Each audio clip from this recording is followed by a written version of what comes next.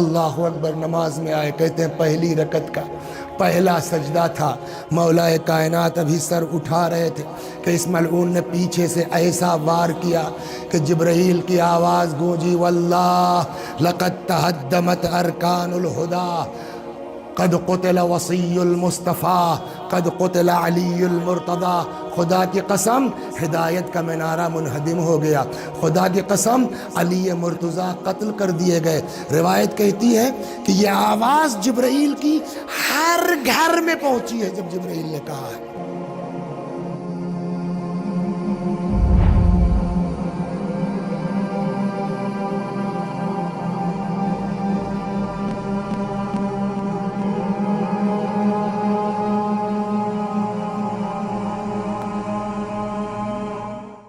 لا حول ولا قوة إلا بالله العلي العظيم۔ أعوذ بالله من الشيطان الرجيم۔ بسم الله الرحمن الرحيم۔ الحمد لله رب العالمين، والصلاة والسلام على سيدنا ونبينا وشفيعنا إن شاء الله أبي القاسم محمد، اللهم صل عليه وعلى أهل بيته مظاهر جلالك وجمالك، واللعن على أعدائهم الشاكين فيهم المنحرفين عنهم أجمعين۔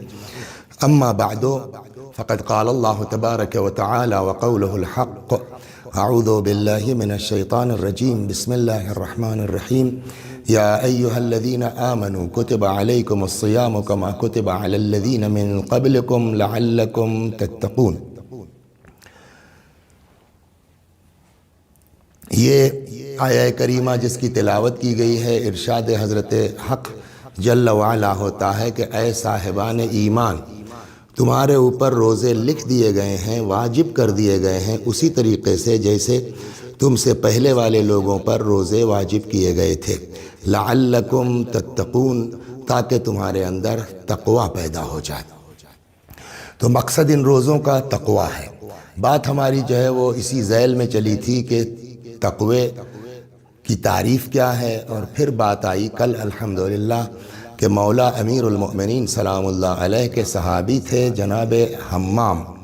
انہوں نے امیر المؤمنین سلام اللہ علیہ سے پوچھا کہ مولا متقیوں کے صفات بیان کیجئے، حتیٰ کہ انی انظر الیہم، اس طرح سے کہ جیسے ہم متقی کو مجسم دیکھ رہے ہوں۔ پہلے تو امام نے جو ہے وہ تھوڑا سا ٹالنا چاہا، لیکن جب انہوں نے قسم دی تو امام علیہ السلام نے شروع کیا۔ اور کل بات یہاں تک پہنچی تھی کہ 110 متقیوں کے صفات جو مولا نے بیان کیے، اس میں پہلی صفت تھی منطقہم الصواب، ان کی گفتگو نپی تلی ہوتی ہے، ان کی گفتگو ٹھیک ٹھیک ہوتی ہے۔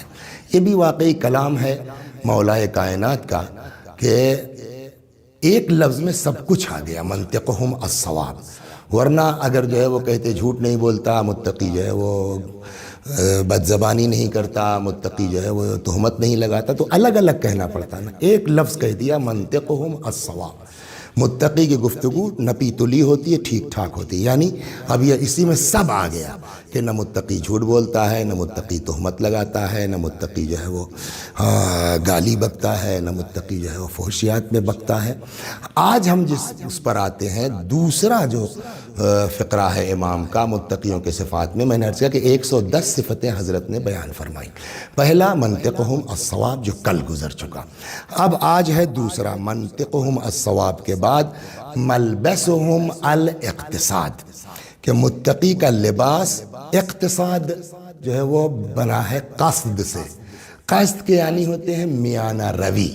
ملبسہم الاقتصاد یعنی متقی کا لباس درمیانی ہوتا ہے۔ یہاں کے اوپر جو ہے وہ اگر ہم دیکھیں تو قرآن مجید نے بھی لباس کے سلسلے میں فرمایا ہے، اور دو معنی لباس کے ہو سکتے ہیں، ایک لباس کے حقیقی معنی اور ایک لباس کے مجازی معنی۔ حقیقت و مجاز میں فرق کیا ہے؟ حقیقت اور مجاز کا فرق یہ ہے کہ حقیقت کہتے ہیں کہ لفظ جس چیز کے لیے وضع کیا گیا ہے، بنایا گیا ہے، جب تک اپنے اس اوریجنل معنی میں استعمال ہوگا کہا جائے گا حقیقی معنی، اور اگر اپنے اس حقیقی معنی سے، اوریجنل معنی سے ہٹ کے استعمال ہو تو اسے کہیں گے مجازی. جیسے لفظ شیر ہے تو شیر کا لفظ وضع کیا گیا ہے ایکچول میں ایک جنگلی جانور کے لیے، تو جب وہ جنگلی جانور کے لیے استعمال ہوگا تب کہا جائے گا کہ شیر کے حقیقی معنی یہ ہے. اور کبھی یہ لفظ شعر مجازن کسی بہادر آدمی کے لیے بھی لفظ شعر استعمال ہو جاتا ہے تو یہ کیا کہلائے گا؟ مجازی معنی. ویسے ہی لباس کے بھی دو معنی ہیں، ایک لباس حقیقی اور ایک لباس مجازی. قرآن مجید نے جو ہے وہ دونوں معنی میں استعمال کیا ہے، آیتیں نازل فرمائی ہیں. حقیقی معنی کے لیے جو قرآن مجید میں آیت ہے سورہ مبارکہ اعراف میں آیت نمبر 26 ارشاد ہوتا یا بنی آدم قد انزلنا علیکم لباسا یواری سوآتکم وریشا، کہ اے انسانوں، بنی آدم یعنی اے انسانوں، ہم نے نازل کیا ہے تمہاری طرف لباس کو کہ جس سے تم جو ہے وہ اپنے کو چھپا سکو. وریشا، مفہوم ریش کا یہ ہے، یوں تو ریش کے جو ڈکشنری میں معنی ہے، لغوی معنی ہے ریش کے، وہ ہے پرندوں کے پر کے طور کے اوپر. تو اب پرندوں کا جو پر ہوتا ہے وہ ان کے لیے لباس کا بھی کام کرتا ہے، اور چونکہ پرندوں کے پروں کے رنگ مختلف ہوتے ہیں اور اس سے ان کی شکل جو ہے وہ اچھی اور خوبصورت لگتی ہے، تو یہاں ریش مجازی طور کے اوپر جو ہے وہ زینت کے معنی میں بھی استعمال ہوتا ہے. تو اب یہاں یوں ترجمہ کر سکتے ہیں ہمارا آپ کہ یا بنی آدم قد انزلنا علیکم لباسا یواری سوآتکم والریشا، اے انسانوں ہم نے تمہارے لیے لباس کو نازل کیا ہے تاکہ تم اپنے اس سے چھپا سکو عیب کو اور زینت دے سکو. یہاں ریش کے مجازی معنی ہوں گے زینت کے. اس آیہ کریمہ میں خاص طور کے اوپر جو ہے وہ دو نقطوں پر اگر آپ توجہ کریں کہ جو لباس کام کرتا ہے. نمبر ایک، لباس کا کام ہے انسان کے عیب کو چھپانا. جیسے فرض کیجئے ہم نے یہ قبا پہن رکھی ہے، ہم نے یہ ردا اوڑھ رکھی ہے، ہم نے یہ امامہ ڈال رکھا ہے، اب اندر ہمارے جسم میں کیا کیا عیب ہے ظاہر نہیں ہے. مثلا یہاں سینے پر ہمارے یہ اتنا سفید داغ ہے، وہ ظاہر نہیں ہے. یہ کس نے چھپا رکھا ہے؟ لباس نے. تو ایک کام لباس کا یہ ہوتا ہے کہ لباس انسان کے عیب کو چھپاتا ہے، اور دوسرا کام جو لباس کا ہوتا ہے وہ انسان کو گرمی اور سردی سے محفوظ رکھتا ہے. کسی کو مثلا لو لگ گئی، کیا ہوا بھائی؟ کہ وہ کیا بتائیں لباس بہت ہلکا تھا نہیں، تو یہ لباس جو ہے وہ آدمی کو گرمی بھی لگ سکتی ہے. یہی لباس انسان. تو دو کام لباس کا بنیادی طور کے اوپر ہے. ایک تو یہ کہ لباس انسان کے عیب کو چھپاتا ہے، زینت عطا کرتا ہے، اور دوسرا کام لباس کا ہے یہ کہ لباس انسان کو گرمی اور سردی سے محفوظ رکھتا ہے. یہ ہو گئے لباس کے لغوی معنی. اس پر حقیقی معنی، اصلی معنی، اس پر انشاءاللہ اور بات ہوگی کہ کیا مطلب ہوا امام کا جو فرمایا ملبسہم الاقتصاد، ان کا لباس درمیانی ہوتا ہے. لیکن بات آئی ہے تو یہ بھی عرض کرتے چلیں کہ لباس کے مجازی معنی بھی استعمال کیے ہیں قرآن مجید نے. تقریباً اگر آپ قرآن مجید دیکھیں تو 3 جگہوں پر 3 مفہوم میں قرآن مجید نے مجازی طور پر لباس کہا ہے. نمبر 1، وَهُوَ الَّذِي، ارشاد ہوتا ہے وَهُوَ الَّذِي، سورہ مبارکہ فرقان آیت نمبر 47 وَهُوَ الَّذِي جَعَلَ لَكُمُ اللَّيْلَ لِبَاسًا وَالنَّوْمَ سُبَاتًا وَجَعَلَ النَّهَارَ نُشُورًا. وہی وہ اللہ ہے جس نے تمہارے لیے رات کو لباس قرار دیا. تو اب یہاں رات جو ہے وہ مجازی طور کے اوپر قرآن مجید نے رات کو بھی لباس قرار دیا ہے. یا دوسری جگہ قرآن استعمال کرتا ہوا لباس التقوی ذالک خیر، اور تقوی کا لباس یہ سب سے بہتر لباس ہے. یہاں بھی جو ہے وہ تقوی کو لباس کے طور پر استعمال کیا ہے، وہ بھی مجازی معنی میں. تیسری جگہ کے اوپر جو لباس کا لفظ استعمال ہوا ہے آپس میں زن و شوہر کے لیے، ارشاد ہوتا ہے سورہ مبارکہ بقرہ میں آیت نمبر 187 میں کہ ہن لباس لکم وانتم لباس لہن، کہ اپنی بیویوں کے لیے تم ان کا لباس ہو اور وہ تمہارا لباس ہے. تو اس کا کیا مطلب ہوا؟ یعنی ان تینوں مفہوم میں وہ شروع والا مفہوم واضح رہے گا کہ مرد و عورت ایک دوسرے کے عیب کو چھپاتے ہیں، مرد و عورت ایک دوسرے کو دنیا کے سرد و گرم سے محفوظ کرتے ہیں. تو یہ تو ہو گیا جو ہے وہ مفہوم کہ قرآن مجید نے دو معنی میں لباس کا استعمال کیا ہے، ایک حقیقی معنی یہی جو ہمارا لباس ہے، اور ایک مجازی معنی۔ مجازی معنی میں تین جو ہے وہ مفہوم میں استعمال ہوا ہے۔ ایک جو ہے وہ تقوی کے لیے لباس کا لفظ استعمال ہوا ہے، رات کے لیے لباس کا لفظ استعمال ہوا ہے، اور زن و شوہر کے لیے لباس کا لفظ استعمال ہوا ہے، یہ اپنی جگہ۔ اب آئیے ہم پہلے پر چلتے ہیں کہ حقیقی معنی جو لباس کے ارشاد ہوا قرآن مجید، وہ کیا کہتے ہیں، مولا کائنات نے فرمایا ملبسہم الاقتصاد، ان کا لباس درمیانی ہوتا ہے، ان کا لباس جو ہے وہ اقتصاد کے ساتھ ہوتا ہے۔ یعنی کیا مطلب؟ یعنی انسان جو لباس پہنتا ہے وہ درمیانی ہے۔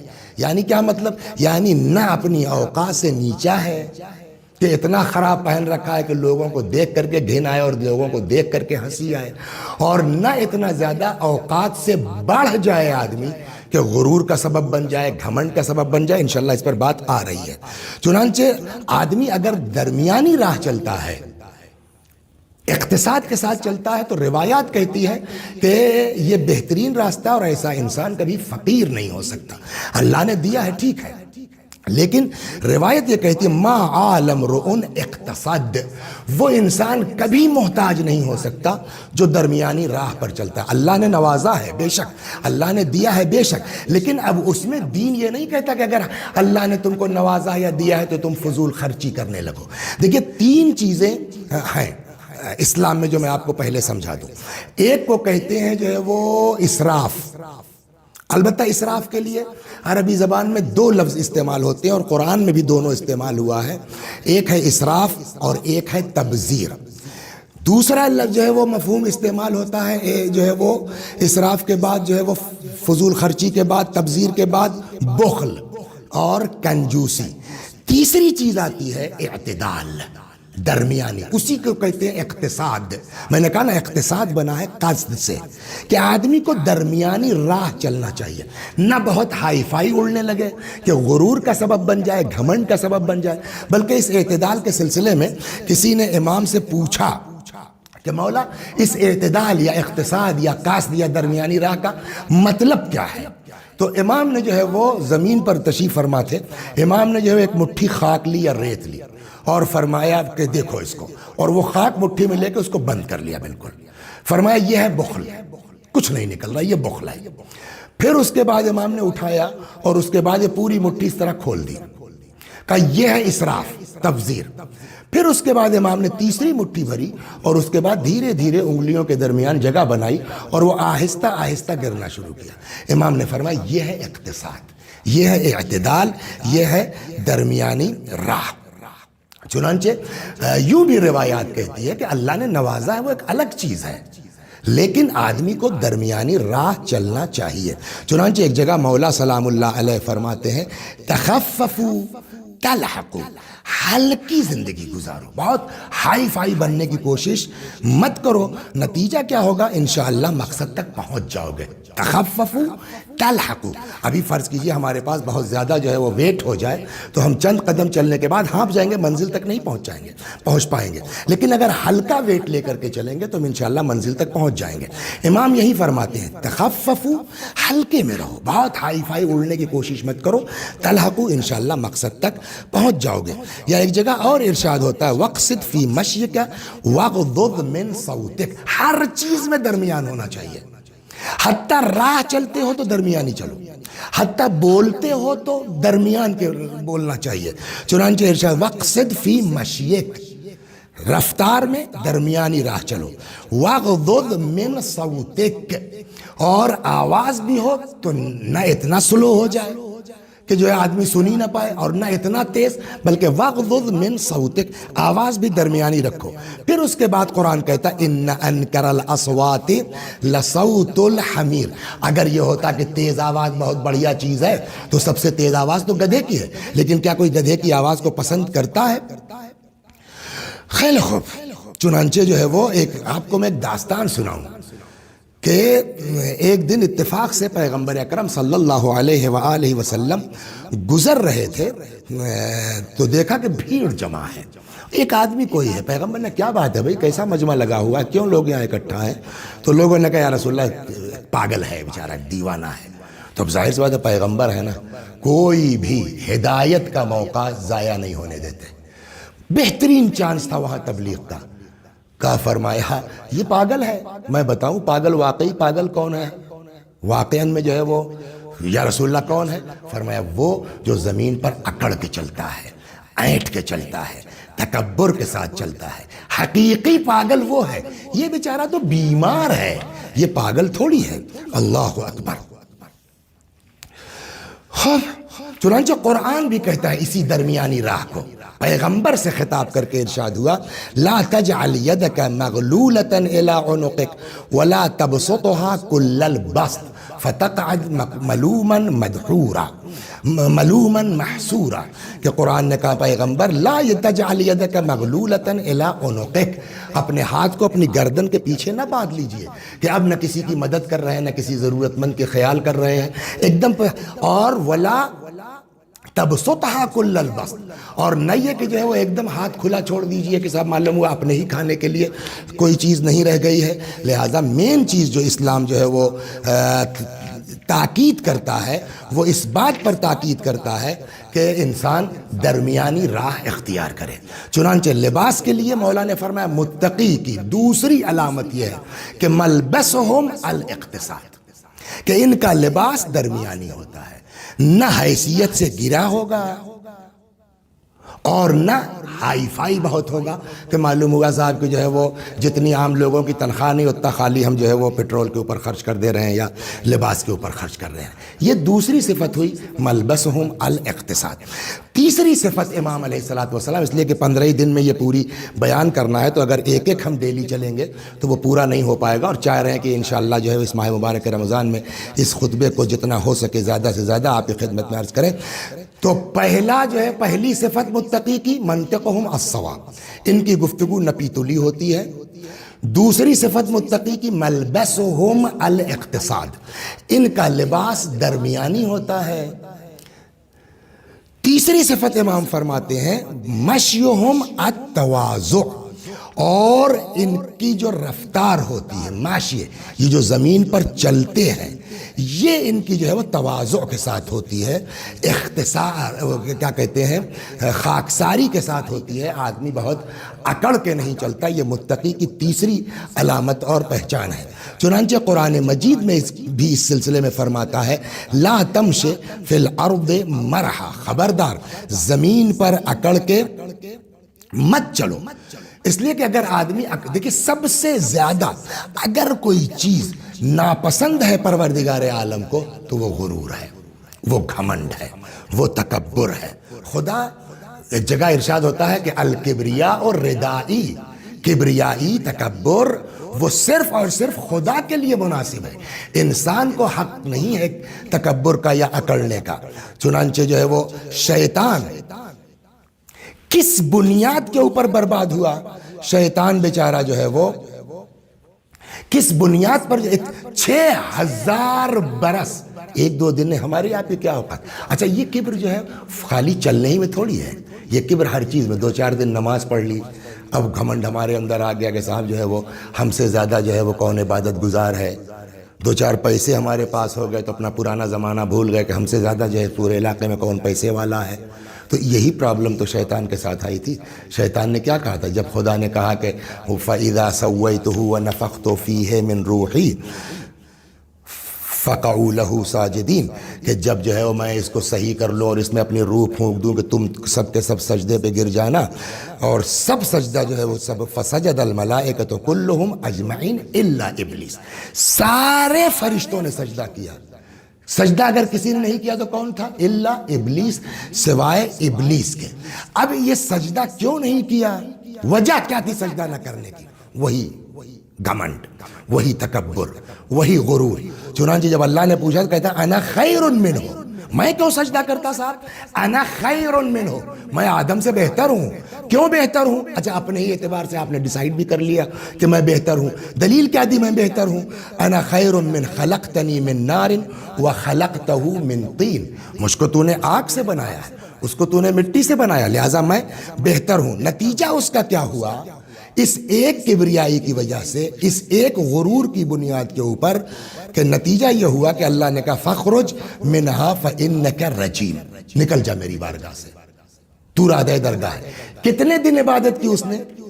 روایتوں میں 6000 برس، جبکہ وہ فرشتہ نہیں تھا، کانا من الجن، جنوں میں سے تھا، لیکن اتنی عبادت کی کہ اللہ نے اس کو ترقی دے کے بزم ملائکہ میں پہنچا دیا۔ جس آدمی نے 6000 برس عبادت کی ہے، 1 منٹ کے تکبر نے اس کو برباد کر دیا کہ انا خیر منہ، میں اس سے بہتر ہوں، میں کیوں سجدہ کرنے لگا، وہ خاک سے بنائے گئے ہیں۔ اس کا نتیجہ کیا ہوا؟ اللہ نے فرمایا فخرج منہا فإنک رجیم وإن علیک اللعنۃ الی یوم الدین، نکل جا میری بارگاہ سے، پھر رجیم ہے اور قیامت تک تیرے اوپر میری طرف سے لعنت پڑتی رہے گی۔ تو 6000 برس کی عبادت برباد ہوئی، قیامت تک کی لعنت کا مستحق ہو گیا، کس بنیاد پر؟ 1 منٹ کے تکبر میں، 1 منٹ کے غرور میں۔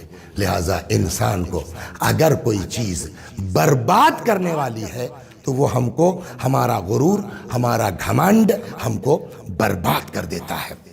چنانچہ آئیے امام باقر علیہ السلام، ہمارے اور آپ کے 5ویں امام، فرماتے ہیں، اب یہاں تھوڑا سا 2-1 روایتیں میں آپ کو غرور اور گھمنڈ کے بارے میں نقل کر دوں۔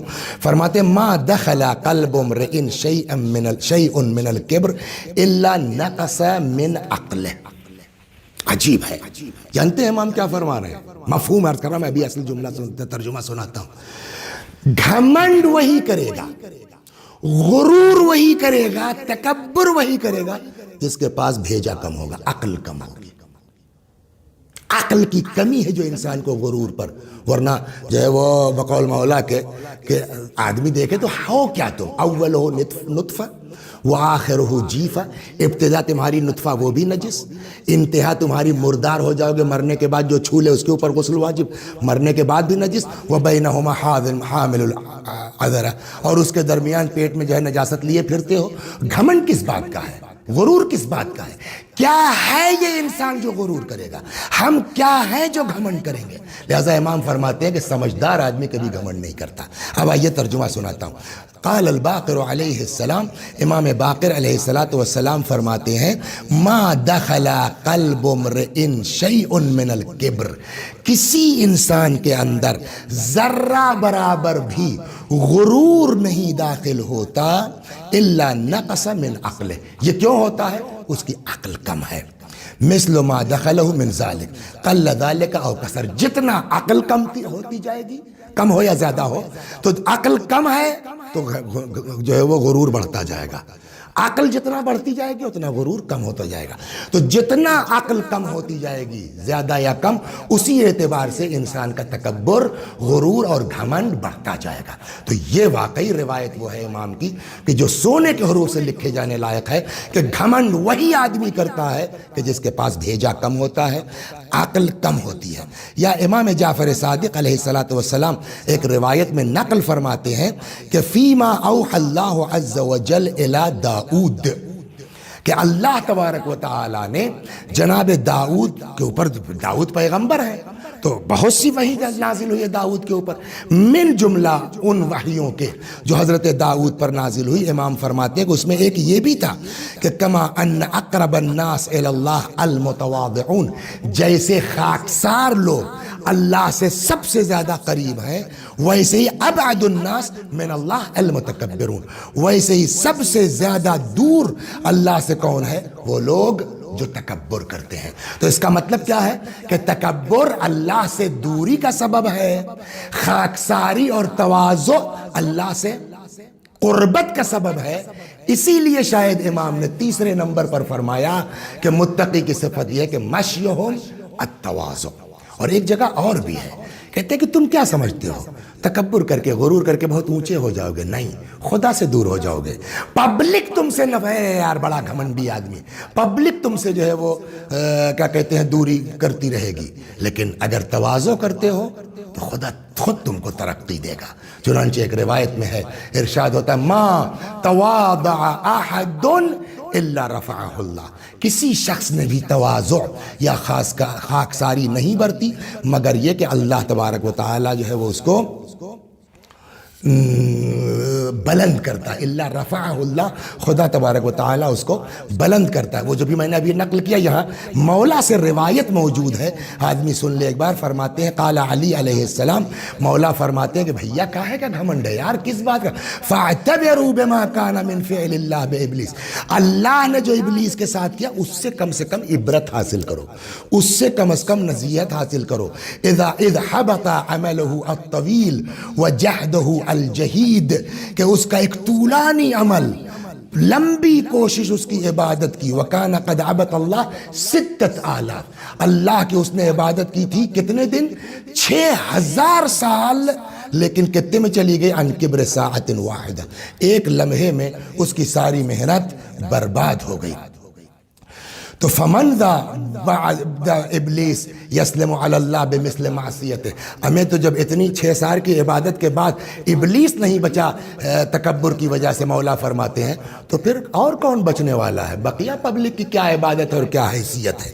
چنانچہ پیغمبر فرماتے ہیں اللہ اللہ، یہ روایت بڑی عجیب، قال رسول اللہ صلی اللہ علیہ وآلہ وسلم، پیغمبر فرماتے ہیں یا ابا ذر، جناب ابو ذر سے بہت سی نصیحتیں فرمائی ہیں پیغمبر نے، من جملہ ان نصیحتوں کے ایک نصیحت یہ ہے کہ پیغمبر نے فرمایا من مات وفی قلبہ مثقال ذرۃ من کبر، اے ابو ذر اگر کوئی شخص اس عالم میں مر جائے کہ ذرہ برابر، رائی کے دانے کے برابر بھی اگر ہمارے اندر غرور ہے، اگر ہمارے اندر گھمنڈ ہے، رائی کے دانے کے برابر، سرسوں کے دانے کے برابر، اس عالم میں اگر کوئی مر جائے تو لم یجد رائحۃ الجنہ، ہرگز وہ جنت کی خوشبو نہیں سونگھ سکتا۔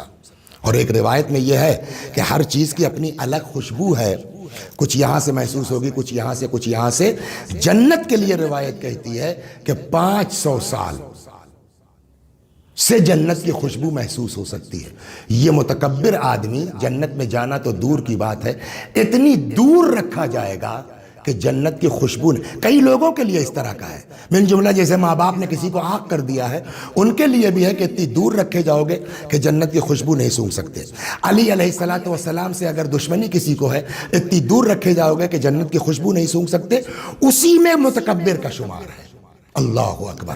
پیغمبر نے کیا فرمایا؟ اے ابو ذر، من مات وفی قلبہ مثقال ذرۃ من الکبر، ذرہ برابر بھی اگر گھمنڈ یا غرور کی اس کے اندر ہے تو لم یجد رائحۃ الجنہ، ایسا انسان جنت کی خوشبو نہیں سونگھ سکتا۔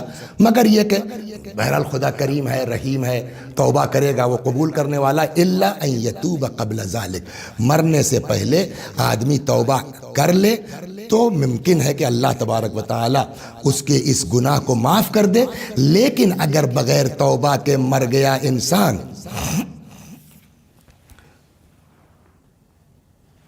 جنت میں تو جانا دور کی بات ہے، جنت کی خوشبو نہیں سونگھ سکتا۔ پھر یہاں ایک جگہ امام صادق علیہ السلام فرماتے ہیں کہ یہ آدمی گھمنڈ کرتا کیوں ہے، یہ آدمی غرور کرتا کیوں ہے، اس کی تہ تک جاؤ۔ فرماتے ہیں کہیں نہ کہیں جو گھمنڈ کرنے والا ہے وہ اندر اپنے کوئی کمی دیکھ رہا ہے، کوئی نہ کوئی جو ہے وہ کمی محسوس کر رہا ہے، کوئی نہ کوئی ذلت کا اس کو اندر اپنے احساس ہے جس کی وجہ سے وہ غرور کرتا ہے۔ فرماتے ہیں امام صادق علیہ السلام ما من رجل تجبر الا بذلت وجدها فی نفسه، آدمی جو ہے وہ تکبر کرتا ہے وہ اس ذلت کی بنیاد کے اوپر کہ جو اس کے اندر پائی جاتی ہے۔ تو اس کا مطلب یہ ہے، بس اس کو یہاں کلوز کر کے اگلے اس پر چلتے ہیں کہ انسان سب کچھ خدا کو برداشت ہے، غرور برداشت نہیں ہے، گھمنڈ برداشت نہیں ہے۔ ہم کتنی بھی عبادت کر لیں، شیطان سے بڑھ کے عبادت ہماری نہیں ہے۔ اور بقول مولا کے بھیا شیطان کو دیکھ کر کے عبرت حاصل کرو، 6000 سال کے بعد 1 منٹ میں ختم ہو گیا، تمہاری کیا اوقات ہے۔ تو اب یہ 3 صفتیں آج یہ بیان ہوئی۔ اب آئیے چوتھی اور 5ویں صفت نقل کرتا ہوں۔ فرماتے ہیں غضوا ابصارہم اما حرم اللہ علیہم، چوتھی صفت متقی کی یہ ہے کہ اپنی آنکھوں کو بند رکھتے ہیں یا نیچی رکھتے ہیں، اما حرم اللہ علیہم، جس کو اللہ نے ان کے لیے دیکھنا منع کیا ہے یا حرام قرار دیا ہے۔ وَوَقَفُوا أَسْمَاعَهُمْ علی العلم النافع لہم، اور یہ متقی کی پانچویں صفت یہ ہے، دیکھیے جیسے بولنے کے لیے کہا گیا نا کہ کم بولو، یا منطقہم الصواب، متقی گفتگو نپی تلی ہوتی ہے، ویسے ہی سننے کے لیے بھی امام فرماتے ہیں کہ متقی ہر چیز نہیں سنتا ہے، ہر چیز نہیں دیکھتا ہے، وہی دیکھتا ہے جو اس کے لیے جائز ہو، وہی سنتا ہے جو اس کے لیے جائز ہو۔ چنانچہ قرآن بھی کہتا ہے، ارشاد ہوتا ہے سورہ مبارک ہے مومنون میں آیت نمبر 3 کہ الذین عن اللغو معرضون، کہ وہ لوگ، یعنی مومن لوگ وہ لوگ ہیں کہ جو لغویات سے جو ہے وہ کنارہ کش ہو جاتے ہیں۔ ایک وَإِذَا سَمِعُوا اللَّغْوَ أَعْرَضُوا عَنْهُ، اور جب یہ لغویات کو سنتے ہیں تو درگزر فرماتے ہیں، درگزر کرتے ہیں۔ خوب ایک جگہ ارشاد ہوتا ہے سورہ مبارک فرقان میں کہ اللہ کے برگزیدہ بندے، نیک بندے کون ہیں کہ وَالَّذِينَ لَا يَشْهَدُونَ الزُّورَ، کہ یہ وہ لوگ وہ ہیں کہ جو غلط باتوں کو نہیں دیکھتے ہیں، نہیں توجہ کرتے ہیں۔ وَإِذَا مَرُّوا بِاللَّغْوِ مَرُّوا كِرَامًا، جب یہ لغویات کی طرف سے گزرتے ہیں تو گردن جھکا کر کے شرافت کے ساتھ گزر جاتے ہیں۔ وَإِذَا خَاطَبَهُمُ الْجَاهِلُونَ قَالُوا سَلَامًا، اور جب جاہل ان سے کوئی بکواس کرتے ہیں تو یہ کوئی جواب نہیں دیتے ہیں، قَالُوا سَلَامًا، سلام علیکم کہہ کے آگے بڑھ جاتے ہیں۔ تو متقی کی ایک پہچان، اگر یہ پانچوں کو ہم اکٹھا کریں، منطقہم الصواب، ملبسہم الاقتصاد، مشیہم التواضع، غضوا ابصارہم عما حرم اللہ علیہم، ووقفوا اسماعہم علی العلم النافع لہم، ان کی گفتگو نپی تلی ہوتی ہے، ان کا لباس درمیانہ ہوتا ہے متقی کا، ان کے جو ہے وہ یہ تواضع کے ساتھ رہتے ہیں، یہ غلط چیز کو، حرام چیز کی طرف نگاہ نہیں اٹھاتے اور حرام چیز کو سنتے نہیں ہیں۔ چنانچہ قرآن بھی منع کرتا ہے نا، قل للمؤمنین، ارشاد ہوتا ہے پیغمبر سے کہ قل للمؤمنین یغضوا ابصارہم، اے پیغمبر مومنین سے کہہ دیجئے کہ اپنی آنکھوں کو نیچا رکھیں، اور خالی مومنین کی بات نہیں ہے، مومنات کے لیے بھی یہی حکم ہے کہ عورتوں سے بھی کہہ دیجئے اپنی نگاہوں کو نیچا رکھیں، مردوں سے بھی کہہ دیجئے کہ اپنی نگاہوں کو نیچا رکھیں، اور وہ سنیں کہ جن کا سننا انسان کے لیے فائدے مند ہو۔ ہر چیز سننا انسان کے لیے، متقی ہر چیز پر کان نہیں دھرتا۔ وَإِذَا سَمِعُوا اللَّغْوَ أَعْرَضُوا عَنْهُ، جب یہ لغویات کو سنتے ہیں اس سے گزر جاتے ہیں، درگزر کرتے ہیں۔ سنتے کیا ہیں؟ وہی کہ جو ان کے لیے وَوَقَفُوا أَسْمَاعَهُمْ، اپنا کان لگاتے ہیں کدھر؟ علی العلم، علم کی طرف، ہر علم کی طرف نہیں، علی العلم النافع لہم، اس علم کی طرف جو ان کے لیے نفع بخش ہو۔ دیکھیے ایک طرف علم کی بڑی تاکید ہے، لیکن اس کے لیے تاکید یہ بھی ہے کہ وہ علم حاصل کرو کہ جو تمہارے لیے فائدے مند ہو، قوم کے لیے فائدے مند ہو، امت کے لیے فائدے مند ہو۔ چنانچہ ایک روایت ہے اصول کافی میں ہے کہ پیغمبر ایک دن جا رہے تھے تو دیکھا کہ ایک آدمی ہے اور لوگ اس کو گھیرے ہوئے ہیں، اس کے ارد گرد ہیں۔ تو لوگوں نے پوچھا بھئی کیا بات ہے، بڑی بھیڑ لگی ہو، خیریت تو ہے؟ تو کسی نے کہا کہ صاحب جو ہے وہ علامہ صاحب آئے ہیں۔ تو پیغمبر نے کہا وَمَلْ علامہ، بھئی یہ علامہ کیا ہوتا ہے؟ تو کیا آپ سمجھ سکتے ہیں کہ معاذ اللہ استغفر اللہ خاتم بدین رسول اللہ کو علامہ کے معنی نہیں معلوم ہے؟ پیغمبر یہ سمجھانا چاہتے ہیں کہ ہر جاننے والے کو علامہ نہیں کہہ سکتے۔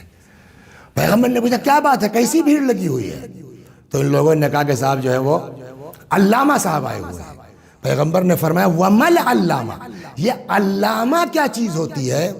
لوگوں نے کہا صاحب اس کو جاہلیت کے واقعات کا علم ہے، اس کو جو ہے لوگوں کے نسب معلوم ہے کہ ان کی اماں کون تھی، ان کی پردادی کون تھی، ان کی نانی کون تھی، یہ سب وقائع جاہلیت کو جو ہے وہ بہت جانتا ہے، اور جاہلیت کے زمانے میں جو جنگیں ہوئی ہیں اس پر پیغمبر نے فرمایا کہ یہ بھیا تو علم وہ ہے کہ جس کو نہیں آتا اس کو کوئی نقصان نہیں ہے، اور جس کو آتا ہے اس کو کوئی فائدہ نہیں ہے۔ تو کیا مطلب ہوا؟ علم وہ حاصل کیا جانا چاہیے کہ جس سے لوگوں کو فائدہ پہنچے۔ چنانچہ قرآن میں ایک جگہ اور ایک آیت ہے، ارشاد ہوتا ہے کہ فَلْيَنْظُرِ الْإِنسَانُ إِلَىٰ طَعَامِهِ، انسان کو حتیٰ یہاں تک ہے کہ استاد بھی اختیار کرنے سے پہلے آدمی کو جانچنا چاہیے کہ استاد کیسا ہے، تقوی اس کے اندر ہے کہ نہیں ہے، اس لیے کہ استاد کا بھی اثر پڑتا ہے۔ چنانچہ قرآن کہتا ہے فَلْيَنْظُرِ الْإِنسَانُ إِلَىٰ طَعَامِهِ، انسان کو غور کرنا چاہیے اپنے کھانے پر، اپنے طعام پر، کہ کیا کھا رہا ہے۔ یہاں کھانے سے مراد جو مفسرین فرماتے ہیں کہ یہاں کھانے سے مراد کھانا نہیں ہے، یہاں طعام سے مراد کھانا نہیں ہے، بلکہ یہاں مراد ہے، فرماتے ہیں کہ فَلْيَنْظُرِ الْإِنسَانُ إِلَىٰ عِلْمِهِ الَّذِي يَأْخُذُهُ عَمَّنْ يَأْخُذُهُ، کہ انسان یہ غور کرے کہ کس سے سیکھ رہے ہو۔ یعنی ہر آدمی سے علم بھی حاصل کرنے کی جو ہے وہ اجازت نہیں ہے۔ علم جہاں دیکھ رہے ہو، حاصل کر رہے ہو، فَلْيَنْظُرِ الْإِنسَانُ إِلَىٰ طَعَامِهِ، انسان کو علم بھی ایک طرح کی غذا ہے، علم بھی ایک طرح کا کھانا ہے، لہٰذا غذا کو حاصل کرنے سے پہلے یہ دیکھو کس سے لے رہے ہو۔ امام فرماتے ہیں فَلْيَنْظُرِ الْإِنسَانُ إِلَىٰ عِلْمِهِ، اس علم پر غور کرو جو حاصل کر رہے ہو، کہ عَمَّنْ يَأْخُذُهُ، کس سے حاصل کر رہے ہو۔ اللہ اکبر۔ تو یہ 5 صفتیں آج ہم نے آپ کی خدمت میں نقل کی ہیں، اس لیے کہ اگر جو ہے وہ انسان کے پاس عالم تو بہت ہیں، لیکن اس علم سے کوئی فائدہ نہیں ہے پبلک کو، تو ایسے عالم سے کیا فائدہ ہے؟ چنانچہ ایک جگہ عالم ينتفع بعلمه افضل من 70,000 عابد، اگر کوئی عالم ایسا ہے کہ جس سے لوگ فائدہ حاصل کر رہے ہیں، پروردگار عالم کے نزدیک ایسا عالم من 70,000 عابد، 70,000 عابدوں سے افضل ہے ایسا عالم کہ جس کے علم سے لوگ فائدہ حاصل کر رہے ہیں۔ بلکہ ایک جگہ جو ہے وہ ایک اور روایت ہے اصول کافی میں، کہ ایک شخص آیا امام جعفر صادق علیہ الصلوۃ والسلام کے پاس، کہنے لگا کہ مولا ایک عابد ہے، ایک عالم ہے، رجل راویۃ لأحادیثکم، ایک انسان ہے جو آپ کی روایتوں کو بیان کرتا ہے، لیکن سب کے بیان کا الگ الگ طریقہ ہوتا ہے۔ کہتا ہے کہ یہ اس طرح بیان کرتا ہے آپ کی روایتوں کو کہ یشدد بہ قلوب شیعتکم، کہ آپ کے شیعوں کے دل مضبوط ہو جاتے ہیں اس کے بیان کو سن کر کے۔ اس کے برخلاف ایک اور عابد ہے، بہت عبادت کرتا ہے، بڑی دعائیں نمازیں کرتا ہے، ولیکن لیست لہ تلک الروایہ، بیان کا وہ طریقہ اس کے پاس، سلیقہ اس کے پاس نہیں ہے۔ ایہما افضل، مولا یہ بتائیے اس میں افضل کون ہے؟ تو امام نے پہلے تو ٹالا، کلاہما افضل، دونوں۔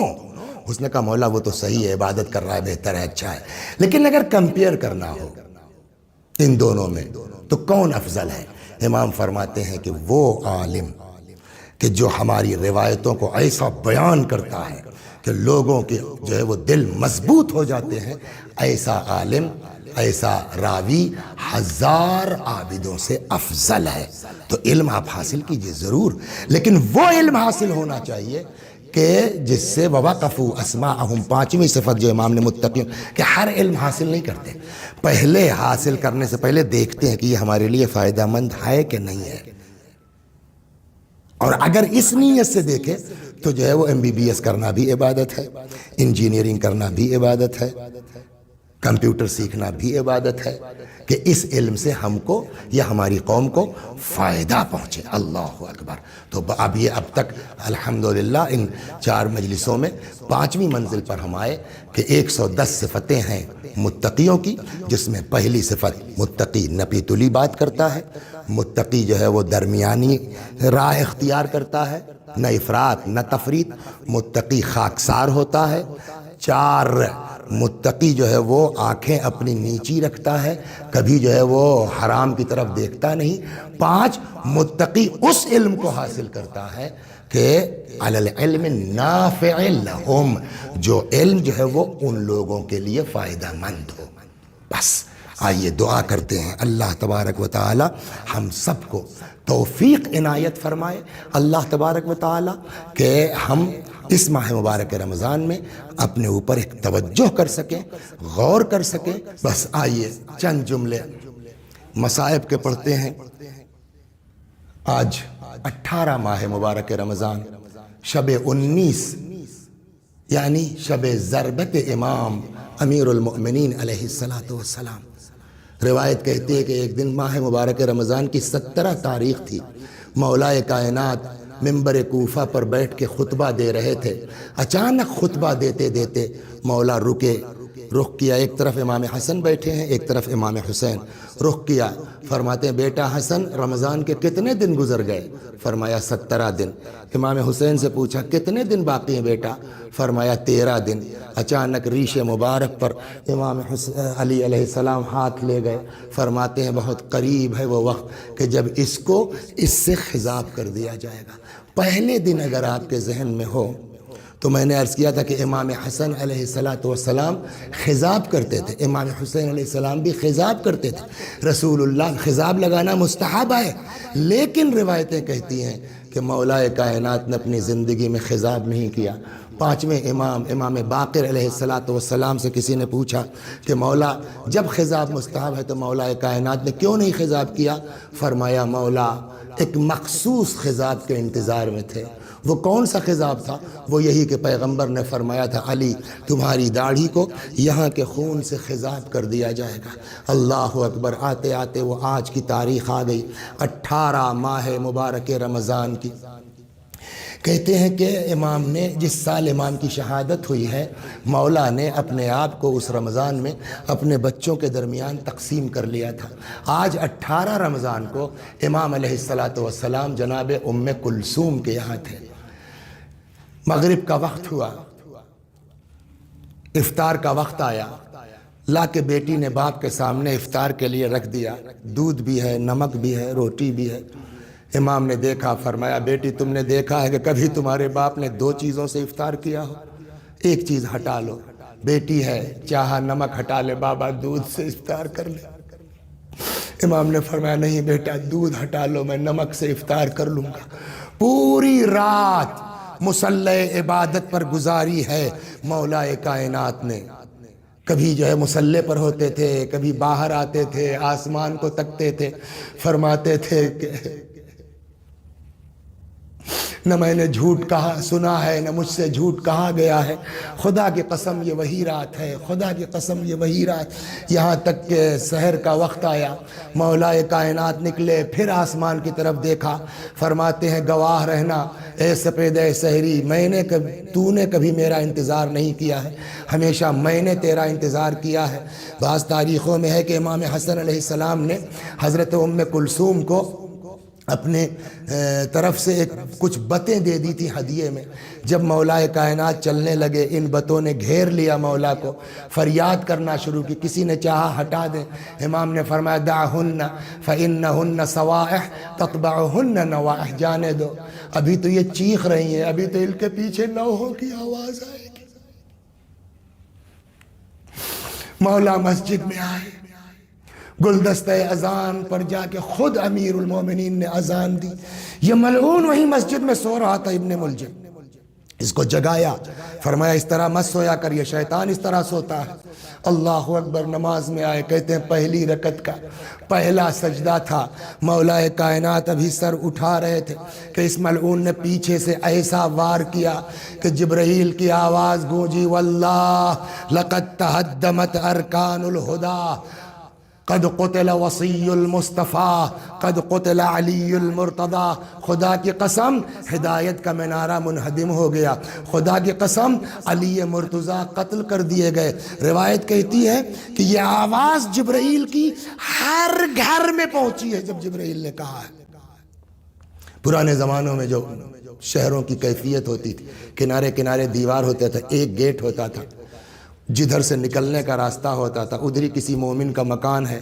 جیسے ہی جبریل کی آواز گونجی، عورت متوجہ ہوئی اس گھر کی، اس نے تلوار پکڑائی اپنے شوہر کو کہ جا دیکھ میرے کان میں آواز آ رہی ہے کہ کسی نے علی کو قتل کر دیا ہے۔ وہ بندہ خدا تلوار لے کے نکلتا ہے، جیسے ہی گھر سے باہر آیا دیکھا ایک شخص گزر رہا ہے، اس نے کہا کہاں جا رہے ہو؟ کہا بہت ضروری کام ہے۔ کہا علی کے پیچھے نماز سے زیادہ ضروری کام ہے جو تم اس وقت جا رہے ہو چھوڑ کر کے نماز؟